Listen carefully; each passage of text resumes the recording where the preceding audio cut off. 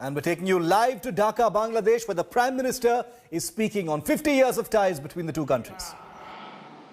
ये स्नेह मेरे जीवन के अनमोल पलों में से एक है।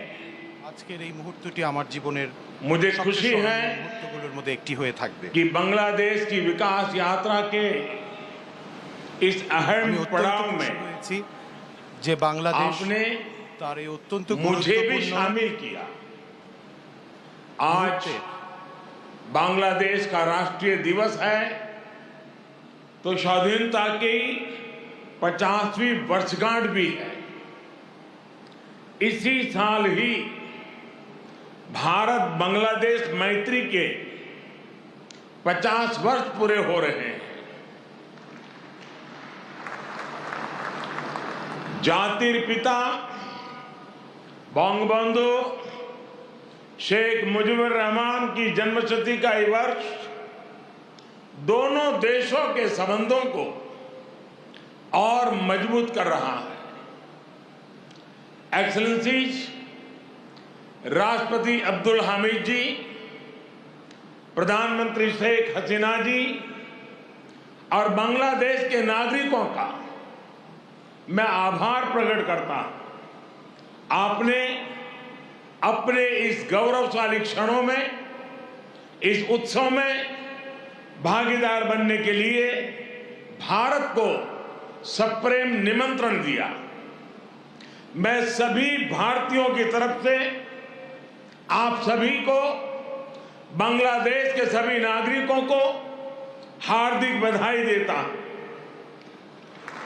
मैं बंगबंधु शेख मुजीबुर रहमान जी को आदरपूर्वक श्रद्धांजलि देता हूं, जिन्होंने बांग्लादेश और यहां के लोगों के उनके लिए अपना जीवन न्योछावर कर दिया। हम भारतवासियों के लिए गौरव की बात है कि हमें शेख मुजीबुर रहमान जी को गांधी शांति सम्मान देने का अवसर मिला। मैं यहां अभी इस कार्यक्रम में भव्य प्रस्तुति देने वाले सभी कलाकारों की भी सराहना करता हूं।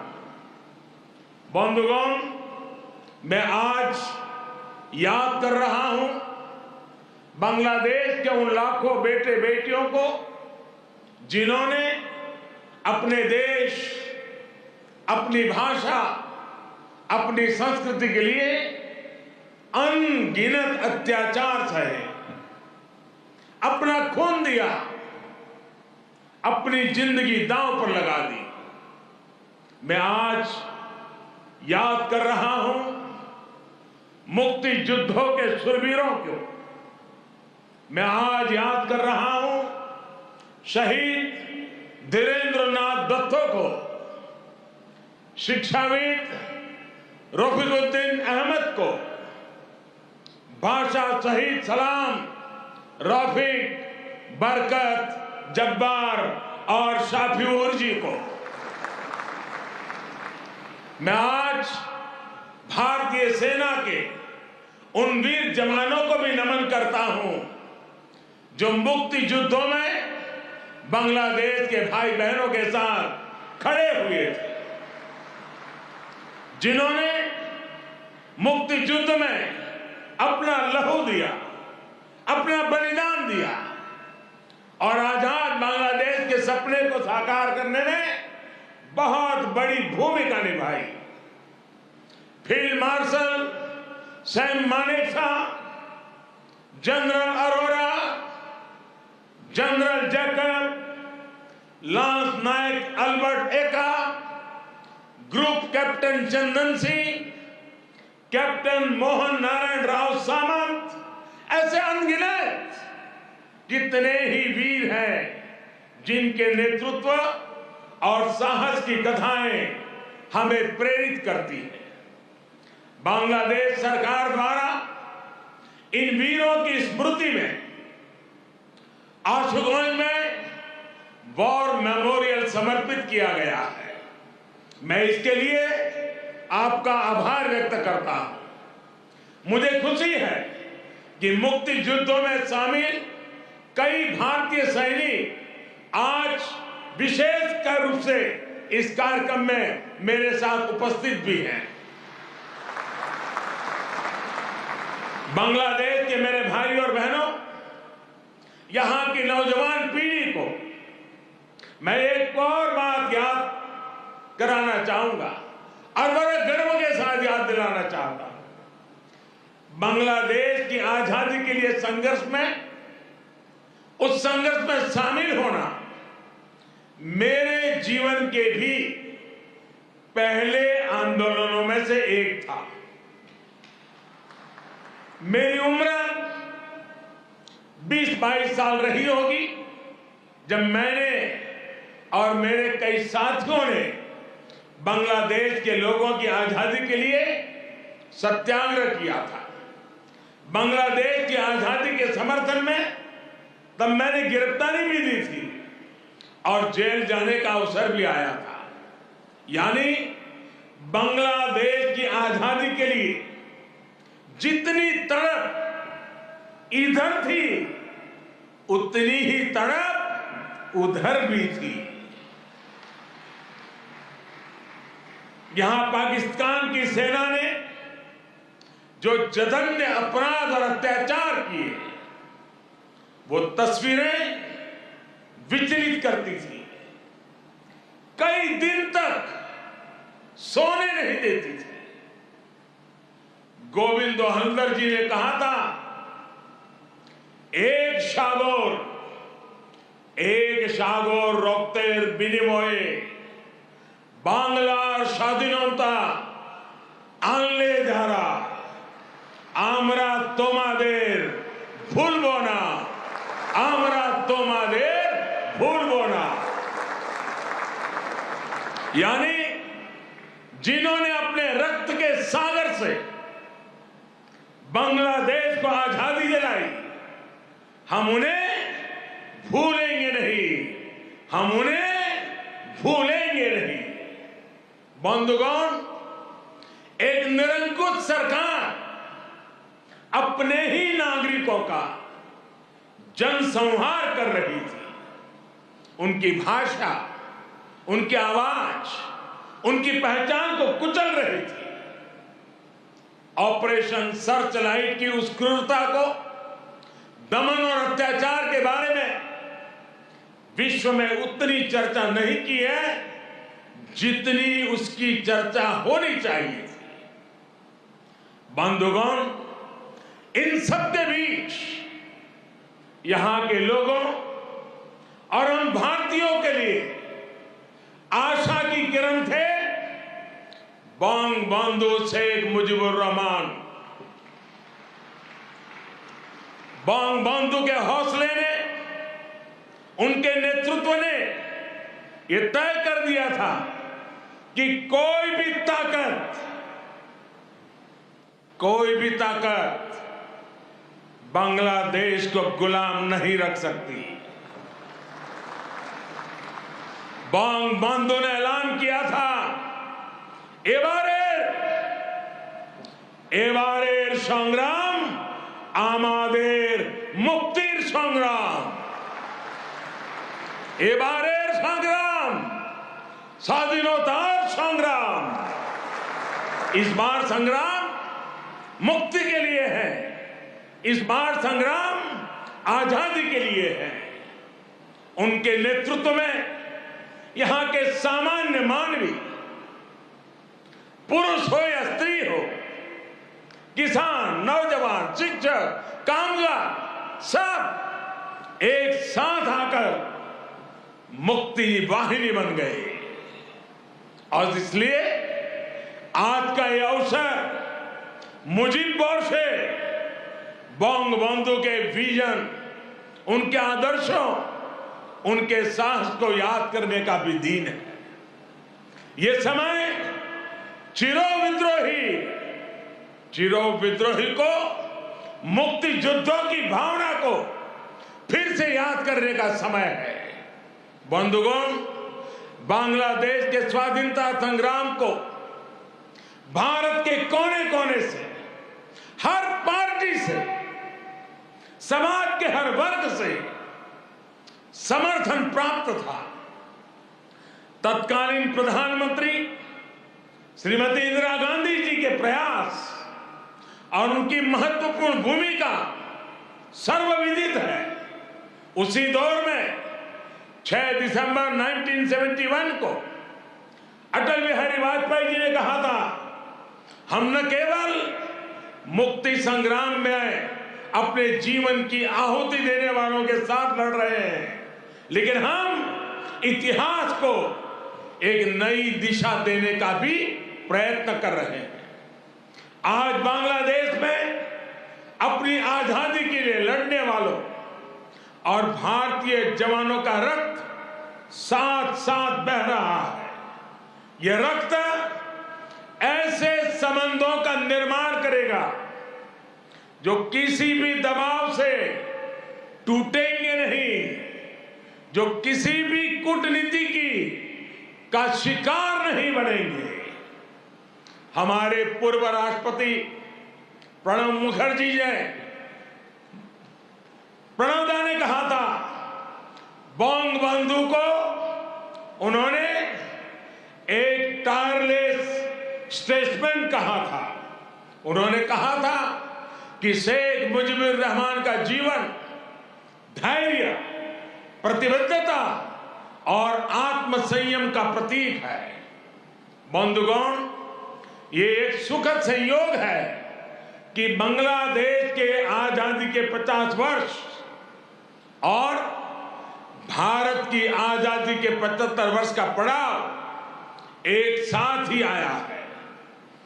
हम दोनों ही देशों के लिए 21वीं सदी में अगले 25 वर्षों की यात्रा बहुत ही महत्वपूर्ण है। हमारी विरासत भी साझी है, हमारा विकास भी साझा है, हमारे लक्ष्य भी साझे हैं, हमारी चुनौतियां भी साझी हैं। हमें याद रखना है कि व्यापार और उद्योग में जहां हमारे लिए एक जैसी संभावनाएं हैं, तो आतंकवाद जैसे समान खतरे भी हैं। जो सोच और शक्तियां इस प्रकार की अमानवीय घटनाओं को अंजाम देती हैं, वो अब भी सक्रिय हैं। हमें उनसे सावधान भी रहना चाहिए और उनसे मुकाबला करने के लिए संगठित भी रहना होगा। हम दोनों ही देशों के पास लोकतंत्र की ताकत है, आगे बढ़ने का स्पष्ट विजन है। भारत और बांग्लादेश एक साथ मिलकर आगे बढ़े, इस पूरे क्षेत्र के विकास के लिए उतना ही जरूरी है। और इसलिए आज भारत और बांग्लादेश दोनों ही देशों की सरकारें इस संवेदनशीलता को समझकर इस दिशा में सार्थक प्रयास कर रही है। हमने दिखा दिया है कि आपसी विश्वास और सहयोग से हर एक समाधान हो सकता है। हमारा लैंड बाउंड्री एग्रीमेंट भी इसी का गवाह है। कोरोना के इस कालखंड में भी दोनों देशों के बीच बेहतरीन तालमेल रहा है। हमने सार्क कोविड फंड की स्थापना में सहयोग किया, अपने ह्यूमन रिसोर्स की ट्रेनिंग में सहयोग किया। भारत को इस बात की बहुत खुशी है कि made in India vaccine Bangladesh के हमारे बहनों और भाइयों के काम आ रही है। मुझे याद है वो तस्वीरें जब इस साल 26 जनवरी को भारत के गणतंत्र दिवस पर बांग्लादेश आर्म फोर्सेस के ट्राई सर्विस कंटिजेंट ने शोनो एकटीर मुजिबोर थे के इस धुन पर दिल्ली में परेड की थी।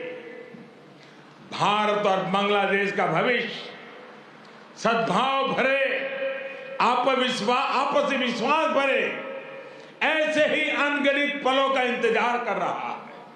साथियों, भारत बांग्लादेश के संबंधों को मजबूत करने के लिए दोनों ही देशों के यूथ में बेहतर कनेक्ट की भी उतना ही आवश्यक है। भारत बांग्लादेश संबंधों के 50 वर्ष के अवसर पर मैं बांग्लादेश के 50 एंटरप्रेन्योर्स को भारत आमंत्रित करना चाहूंगा। ये भारत आए, हमारे स्टार्टअप और इनोवेशन इकोसिस्टम से जुड़े वेंचर कैपिटलिस्ट से मुलाकात करें। हम भी उनसे सीखेंगे, उन्हें भी सीखने का अवसर मिलेगा।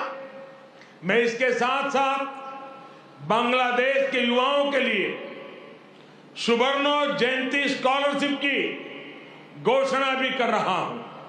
साथियों, बंगबंधु शेख मुजीबुर रहमान जी ने कहा था, बांग्लादेश इतिहासे স্বাধীন রাষ্ট্র হিসেবে টিকে থাকবে বাংলাকে দাবিয়ে রাখতে পারে এমন কোন শক্তি নাই। बांग्लादेश स्वाधीन होकर रहेगा। किसी में इतनी शक्ति नहीं है कि बांग्लादेश को दबा करके रख सके। बंगबंधु का यह उद्घोष बांग्लादेश के अस्तित्व का विरोध करने वालों को चेतावनी भी थी और बांग्लादेश के सामर्थ्य पर विश्वास भी था। मुझे खुशी है कि शेख हसीना जी के नेतृत्व में बांग्लादेश दुनिया में अपना दमखम दिखा रहा है। जिन लोगों को बांग्लादेश के निर्माण पर ऐतराज था, जिन लोगों को बांग्लादेश के अस्तित्व पर आशंका थी, उन्हें बांग्लादेश ने गलत साबित किया है। साथियों, हमारे साथ काजी नजरुल इस्लाम और गुरुदेव रविंद्रनाथ ठाकुर की समान विरासत की प्रेरणा है। गुरुदेव ने कहा था, काल नहीं आमादेर हाथे काराकारी कोरे ताई शबे मिले देरी कारो नहीं शहे को भू। यानी हमारे पास गंवाने के लिए समय नहीं है, हमारे पास बदलाव के लिए आगे बढ़ना ही होगा। अब हम और देर नहीं कर सकते। ये बात भारत और बांग्लादेश दोनों पर समान रूप से लागू होती है। अपने करोड़ों लोगों के लिए, उनके भविष्य के लिए, गरीबी के खिलाफ हमारे युद्ध के लिए, आतंक के खिलाफ लड़ाई के लिए हमारे लक्ष्य एक है।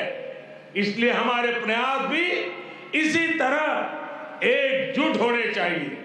मुझे विश्वास है भारत बांग्लादेश मिलकर तेज गति से प्रगति करेंगे। मैं एक बार फिर इस पावन पर्व पर बांग्लादेश के सभी नागरिकों को अनेक अनेक शुभकामनाएं देता हूं और हृदय से आप सभी का बहुत बहुत धन्यवाद करता हूं। भारत बांग्लादेश मैत्री चिरोजीवी हो। इन्हीं शुभकामनाओं के साथ मैं अपनी बात को समाप्त करता हूं। जय बांग्ला, जय Hind.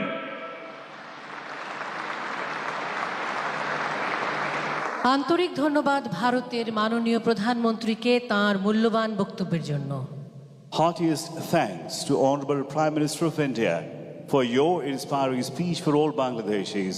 Our gratitude to you, sir. উপস্থিত সুধী, এবার আজকের অনুষ্ঠানের সম্মানিত অতিথি ভারতের মাননীয় প্রধানমন্ত্রী শ্রী নরেন্দ্র মোদীকে জাতির পিতা বঙ্গবন্ধু শেখ মুজিবুর রহমানের জন্মশতবার্ষিকী উদযাপন জাতীয় বাস্তবায়ন কমিটির পক্ষে মুজিব চিরন্তন শ্রদ্ধা স্মারক প্রদান করবেন জন্মশতবার্ষিকী উদযাপন জাতীয় কমিটির সদস্য বঙ্গবন্ধু কন্যা শ্রদ্ধেয় শেখ রেহানা। এই শ্রদ্ধা স্মারকে ফুটিয়ে তোলা হয়েছে বাঙালি জাতির মুক্তি ও স্বাধীনতার চিরন্তন প্রতীক বঙ্গবন্ধুর সেই ঐতিহাসিক তর্জনীকে। জাতির পিতার পরিবারের সদস্য ও পৃথিবীর সকল শান্তিকামী মানুষের প্রতীক হিসেবে এই স্মারকে আছে 9টি উড়ন্ত পায়রা। এই স্মারকের বৈশিষ্ট্য, এতে টুঙ্গিপাড়ার মাটি ব্যবহার করা হয়েছে।